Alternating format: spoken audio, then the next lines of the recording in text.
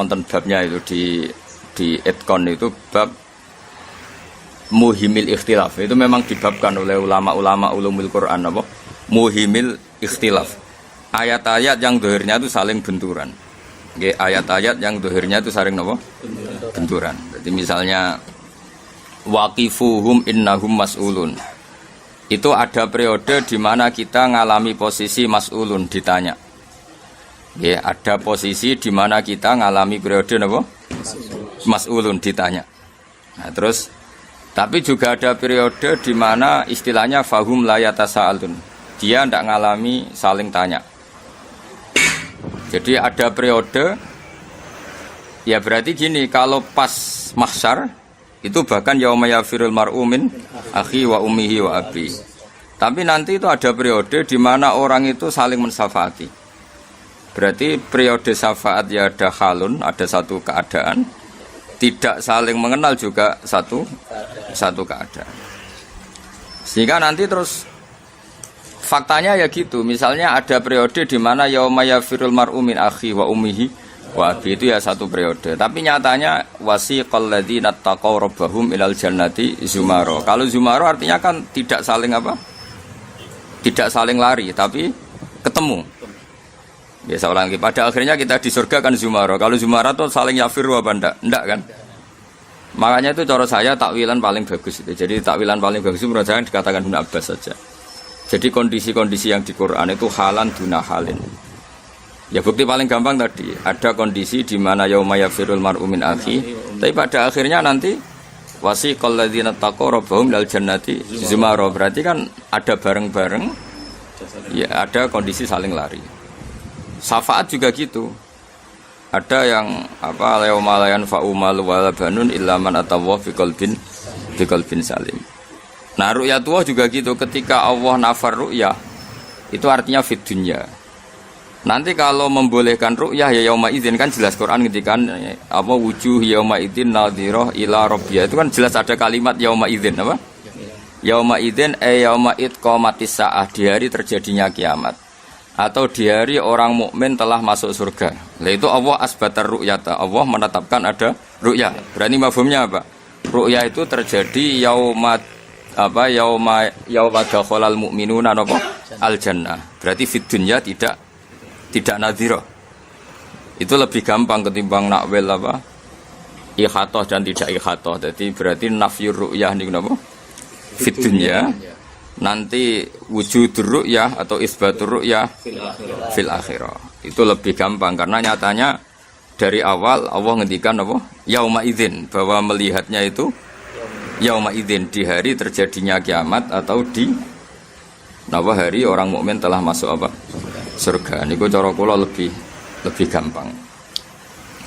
Terus ada beberapa takwilan gini gini apa? Pokoknya semua ayat sing yuhimul ikhtilaf. Jadi mayuhimul ikhtilafa niku ditakwil halan duna halin. Jadi misalnya gitu seterusnya. Misalnya wal walidatu yurdina auladahunna, ya mesti walidat yang kondisinya normal sehat. Ya sudah yurdina auladahunna. Tapi ada kondisi di mana walidat itu tidak boleh menyusui. Misalnya dia sakit atau cerai.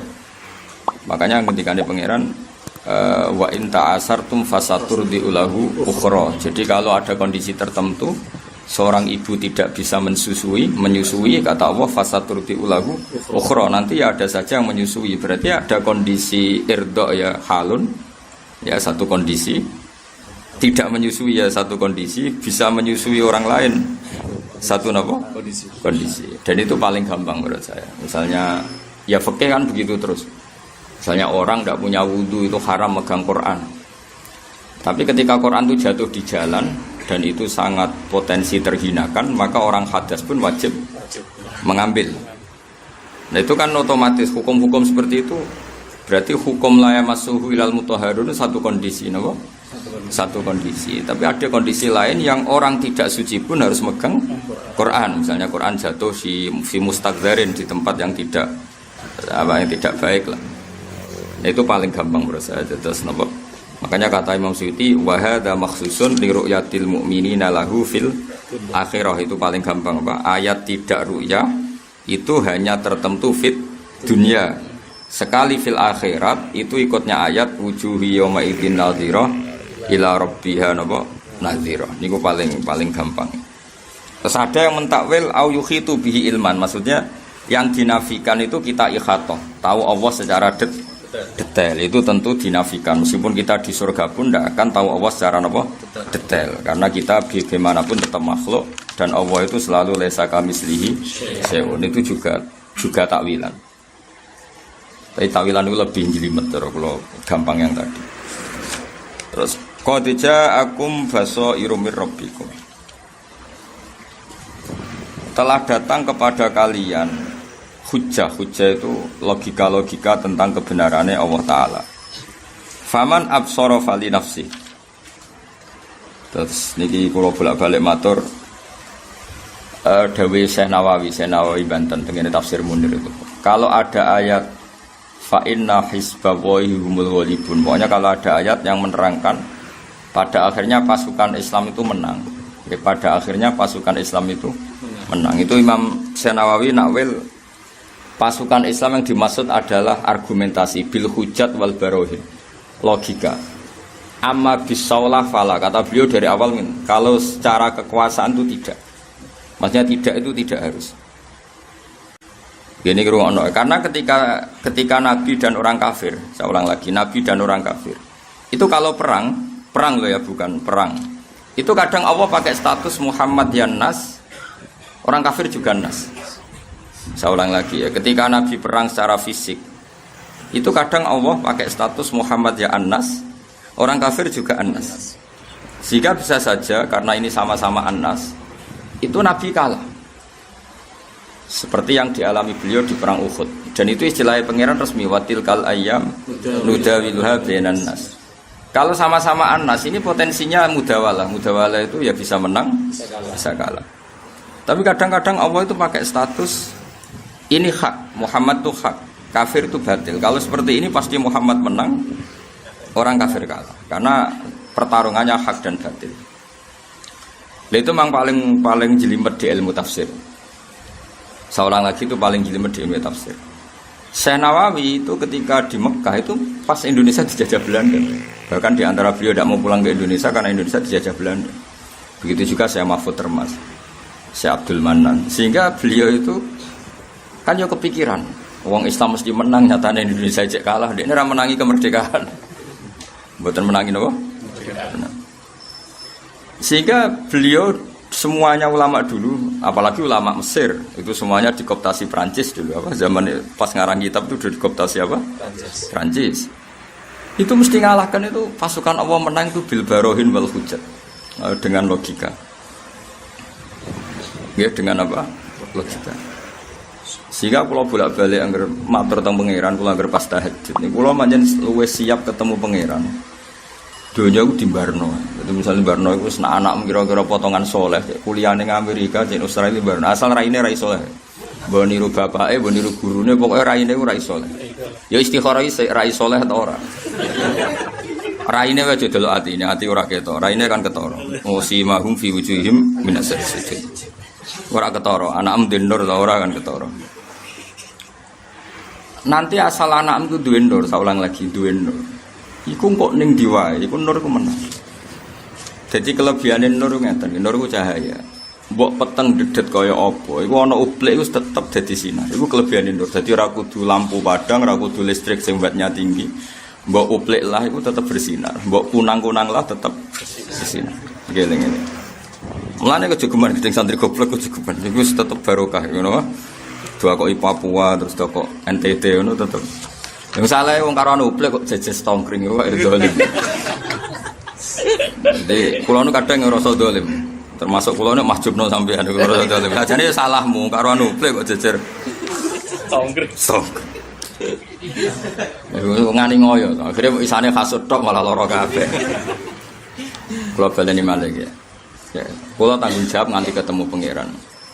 Jadi kalau berkali-kali sholat ngarepe pangeran itu pokoknya madzhabun al-Qawahabi. Kalau delok makalah Syekh Mahfud, Basim Asy'ari, makalah sinten ya Syekh Nawawi. Niku tak titeni. Apalagi ulama-ulama Mesir lebih ngeri lagi. Karena beliau-beliau ngarang kitab ketika Mesir dijajah Perancis, Indonesia dijajah Belanda. Sehingga setiap janjinya Allah orang Islam pasti menang, itu kan ya mikir. Muni menang nyatane kalah. Muni ra bakal menang ya suatu saat menang. Akhirnya ya sing karuan menang itu apa? Ya bil hujjat wal barohin. Yang mesti menang itu adalah logika, yaitu andekan diadu logika. Ya diadu logika. Misalnya milih mana jagoan tunggal itu 1 apa 3? Tentu orang milih 1. Di mana-mana pemenang itu 1. Terus milih mana alam yang wujud ini diciptakan oleh ketiadaan dengan diciptakan oleh zat yang wajibil wujud. Mesti secara logika orang milih wajibil wujud, karena nggak mungkin maujudat atau diciptakan al-adam. Begitu juga terus gitu.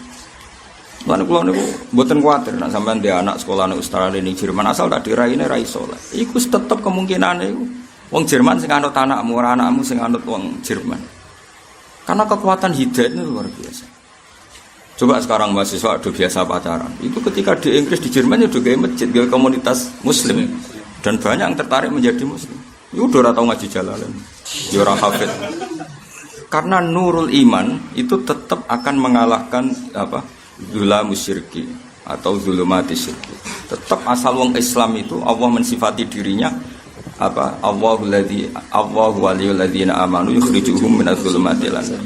Jadi sebenarnya kita ini hanya butuh status amanu. Asal kamu sudah iman, itu Allah mensifati dirinya Allah sendiri. Itu Allah mensifati dirinya yukhrij, saya akan mengeluarkan. Jadi kita hanya butuh status amanu. Setelah kita amanu, Allah mensifati dirinya apa? Allahu waliyul ladzina amanu yukhrijuhum minadz zulumati ilan nur. Jadi kita harus butuh ila darajatil iman. Setelah kita ila darajatil iman, maka hubungan Allah dengan kita adalah yukhrijuhum minadz zulumati ilan nur. Kita pasti dikeluarkan minadz zulumati ilan. Jadi kira usah khawatir anak mending tinti asal tadi loh ya. Kowe memastikan nih anak memiliki amanu. Amanu sing standar pangeran. Ora standar KTP. Paham ya? Jadi untuk lisensi kan ketara. Anak dinur ora ketara judul bapake, Bulet, bahaya tambah meneh. Mong kowe nasab akhir nduk tunggu lametung. Ruwet meneh. Paling kiai ning Jawa iku jarang nasab nganti 5. Paling bapak mbah wis. Ayo ngaco ngene. Sing iso nyebut kiai, sing iso nyebut mbae nganti parah. Gak maksudnya bapake iku jek rondo Arab jenenge mbae buyute. Kira-kira. Sing wis kiai ketat-ketat sok ekstrem iku. Mbae jek katokan cekak yakin akeh. Asal wong Jawa lho. Mayoritas maksudku. Kadang cerita aku ya kiai cerita aku, mbahku ya orang sholat terus. Paling sing nasab top kan siji karwan habaib nomor kiai sing turun wali songo. Tapi kan kena dihitung ngono.